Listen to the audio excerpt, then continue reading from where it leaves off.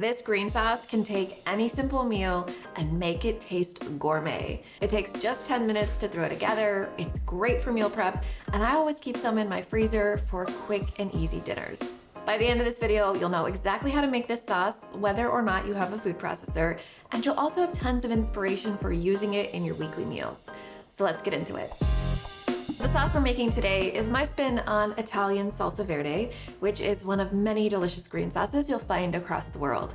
We're gonna get started with a bunch of parsley, which is very traditional in Italian salsa verde. And you can use the tender stems, but you don't wanna use the bottom thicker stems because those can be a little bitter. In addition to the parsley, I'm also gonna use basil because it adds this incredibly unique, citrusy, sweet, spicy flavor. It just takes everything over the top. And we're gonna use equal amounts of the parsley and basil, so 2 cups of each. 2 garlic cloves.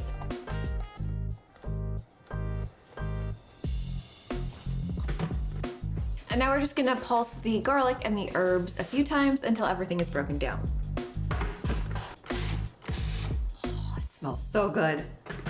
Now for a few fun flavor boosters. First up, we have sun-dried tomatoes. This is definitely the most beautiful sun-dried tomato I've ever seen.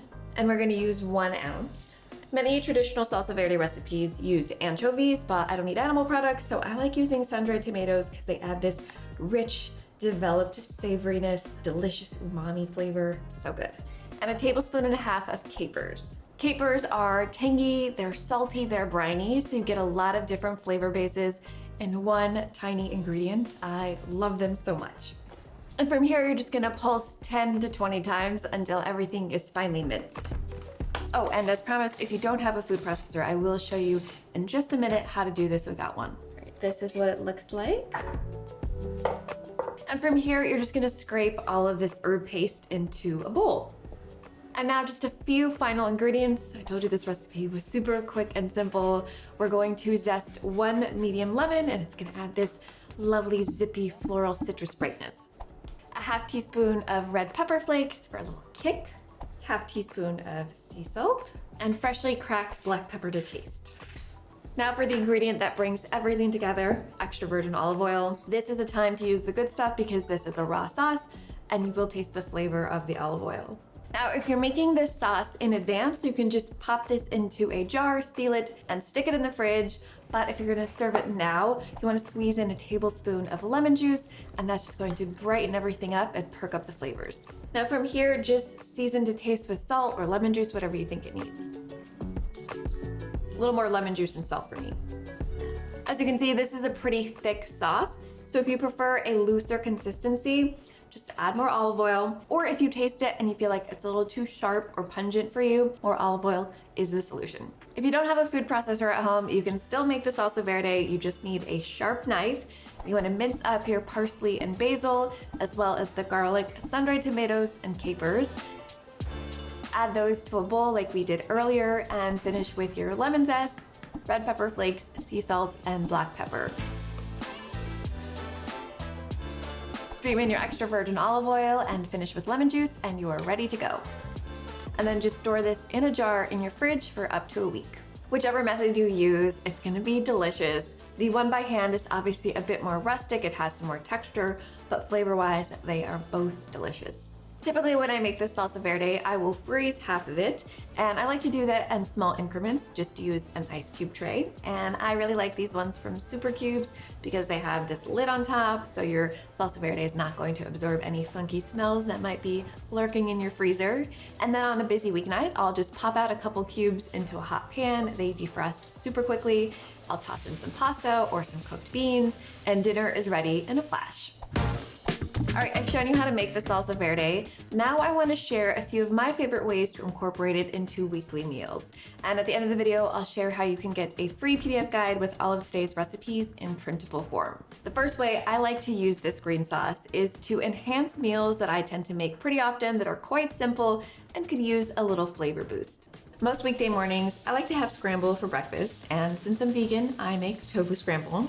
And a really fun way to mix things up and add more flavor is to top it with some salsa verde. And for variety's sake, so I don't get tired of eating the same thing. Now, one of my favorite things to do is to combine the salsa verde with another condiment, ideally a creamy one, like this whipped tofu ricotta, which I shared in a recent video. And I just spread the ricotta out onto some toasted whole wheat sourdough, add some beautiful sliced tomatoes, and this is really good on its own, but to mix things up, I'll add some salsa verde on top. Hummus is another condiment that this is fun to pair with, and it's something I like to do for a very quick meze platter when I'm having friends over, but I haven't had time to really cook anything. I'll put out some hummus and surround it with fresh cut veggies and olives and pita chips or crostini.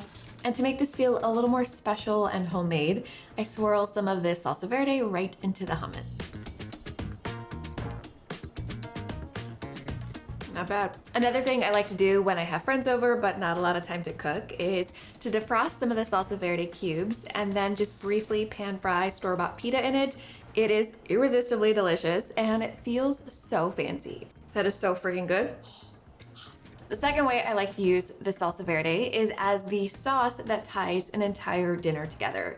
And I think this is where the sauce really shines, because once you have it in your fridge, you can make these dinners that are relatively quick and easy, but taste gourmet thanks to all the flavor in the sauce. A good example is this white beans and greens dish that I've been making pretty frequently. You'll start by sauteing some aromatics and spices for a few minutes. I've got scallions, garlic, and dried oregano. Add in a can of cannellini beans and toss around for about 3 minutes, and then a few handfuls of baby spinach for some green action. And once that wilts, which will be pretty quick, you can add in a nice amount of the salsa verde. That's pretty much it, and I highly recommend topping it with some toasted panko breadcrumbs for a nice crunch to contrast with the tender beans.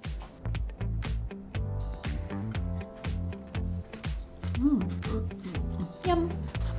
As you might imagine, this green sauce also works great with pasta, and you can go in many different directions, but my favorite version is this saucy leek and chickpea pasta.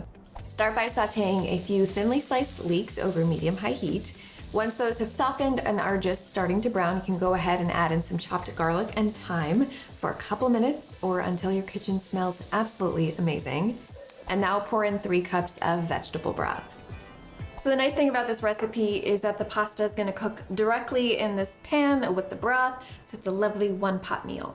In goes 8 ounces of pasta plus 2 cans of chickpeas, so this is going to be nice and hearty, lots of fiber. And you'll simmer this gently, covered, until the pasta is al dente, and then off the heat you can simmer for another 10 minutes while the pan is still covered. Finish this with a generous amount of the salsa verde, plus a little nutritional yeast and lemon juice for a really good saucy pasta situation.